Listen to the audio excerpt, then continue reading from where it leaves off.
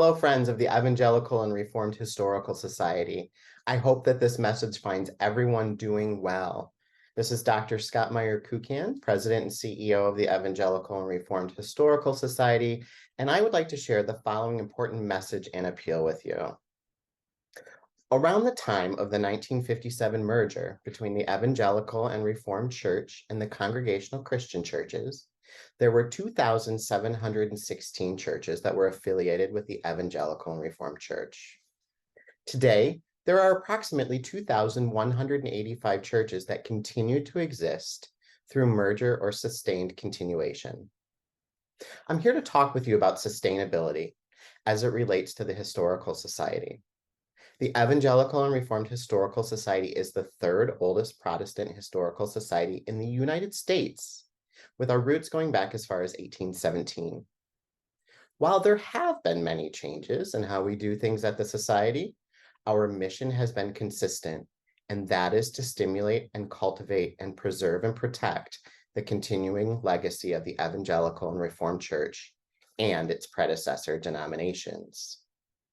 Now, the Historical Society needs your help more than ever. In order for us to be sustainable for future generations, the Society needs to build and grow its endowment account. Established by the Board of Directors in 2018, the Society's endowment account is held by United Church Funds and is currently valued at approximately $18,000. We estimate that we will need at least $150,000 annually to cover operational expenses, and in order to sustain that draw, the Society needs to increase the endowment to a minimum of at least $3 million. And while a final site has not been determined to house the Society, we also know that additional expenses will be needed for a new location and appropriate facility. You might be asking yourself why funding is so critical now. Well, let me highlight some of the current needs to answer that question. We know that the Society needs a new location and optimal infrastructure. This is new territory for us.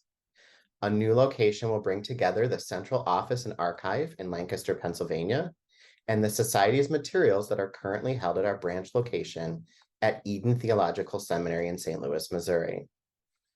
Secondly, the Society has been experiencing a large increase of record donations in the past 5 years.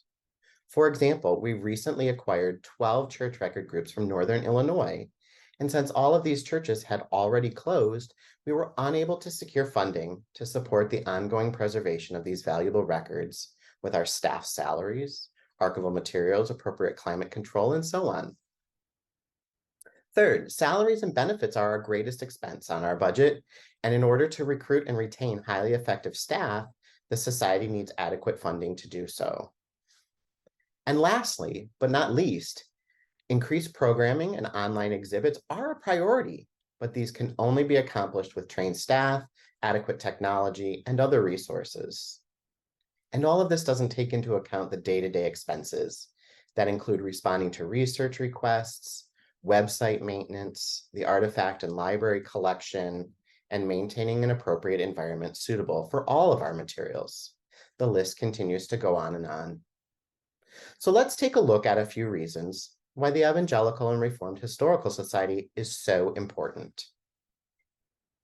Several of our churches that originated in the Reformed Church in the United States were organized before the writing of the Declaration of Independence in 1776 and before the U.S. Constitution in 1787.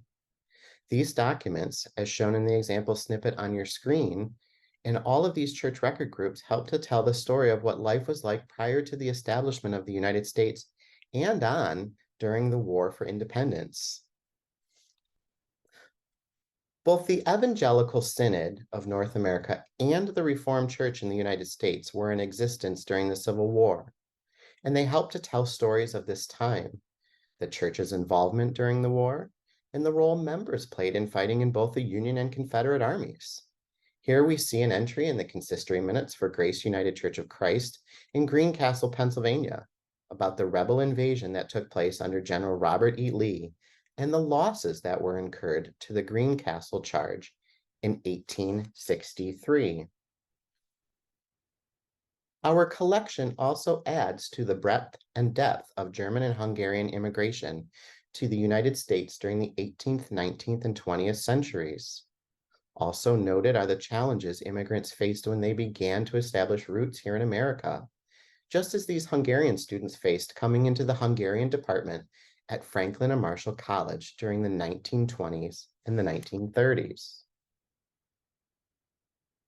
Germany's involvement in World War I and World War II had a major effect on our German churches here in America. It was at this time that many congregations voted to eliminate the word German from their name, and many also abandoned worshiping in German as a means of cultural assimilation. Held in council and consistory minutes, these stories depict the fear that Germans felt in the United States and what life would be like post-World War II for Germans in America. The example shown on your screen depicts the original name of the First Evangelical Reformed Church of Detroit, Michigan, as the First Zion's German Reformed Church. The Evangelical and Reformed Church was also a leader in social justice issues, particularly with racial equality and discrimination. Stories of helping slaves escape to Canada, admitting Black Americans to church membership prior to the Civil Rights Movement in the 1950s and 1960s, promoting voting rights for women, and establishing a myriad of missions in the United States and overseas are just a few examples of the issues that the church addressed. Genealogists will continue to find clues to their family history held in the vital records in the over 1,000 church record groups, 900 personal papers and manuscript collections, and an extensive biographical vertical file held by the Society. The Society is not only a home for closed church records, as it also partners with open churches to preserve and protect their valuable records. In addition, we provide resources for celebrating anniversaries, as shown in this recent example to St. John United Church of Christ in Freeport, Illinois. We also provide services for writing church histories, researching former clergy and the history of your own unique church, and promoting open access to the resources and information we hold. The Society is an independent 501c3 nonprofit organization, and we receive no funding from any religious denomination or body. We are only able to operate because of donations from individuals and organizations like yourself, and through other public and private grants. There are several ways that you can donate to the Society, and these include the following. Visiting our website at www.erhistoricalsociety.org, and donations can be easily made by clicking on the donate button. When you do so, please choose Endowment when making your gift. Donations can be mailed directly to the Society at 555 West James Street, Lancaster, Pennsylvania 17603. Please also indicate Endowment in the memo of your check when sending that gift. Donations can be made in person at that same address in Lancaster, Monday through Thursday from 9 a.m. to 4 p.m. However, we do ask that you please call us at 717-290-8734 in advance to make an appointment. You can text the words donate or give to 717-328-8809. When you do so, please choose Endowment when making your gift. You can make a donor-advised or gift fund contribution as a distribution from your retirement or investment account.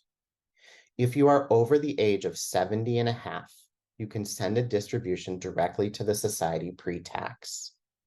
Please contact your investment advisor first to go ahead and set up this type of gift. And finally, you can join our Legacy Society by indicating a gift to the Society in your estate plans. Please email president@erhistoricalsociety.org or call 717-290-8734 to learn more about making this lasting gift. So it is not only for these reasons that the sustainability of the Evangelical and Reformed Historical Society is essential. There is so much more to uncover, and this can only be done through careful financial planning now to ensure a long and prosperous future. I want to thank each and every one of our friends for your past gifts, and I encourage each of you to make a gift now to the endowment account. Working together, we can build a sustainable future for the Evangelical and Reformed Historical Society for our future generations. Thank you.